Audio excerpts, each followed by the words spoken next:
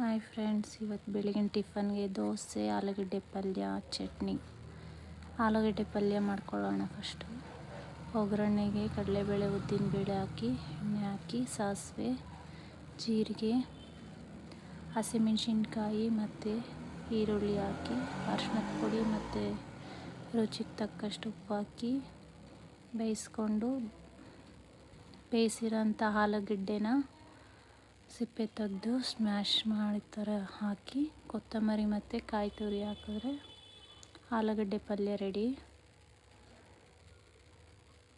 ಚಟ್ನಿಗೆ ಹಸಿಮೆಣ್ಸಿನ್ಕಾಯಿನ ಎಣ್ಣೆ ಹಾಕ್ಕೊಂಡು ಹುರ್ಕೊತಾ ಇದ್ದೀನಿ. ಅದಕ್ಕೆ ಪುದೀನ ಚಟ್ನಿ ಮಾಡ್ತಾಯಿದ್ದೀನಿ ಇವತ್ತು.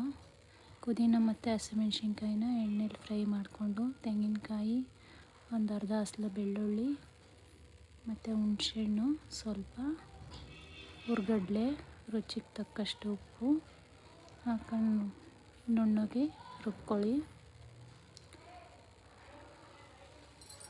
ಆಮೇಲೆ ನೀರು ಎಷ್ಟು ಬೇಕು ಅಷ್ಟು ಹಾಕ್ಕೊಳ್ಳಿ ನೋಡ್ಕೊಂಡು.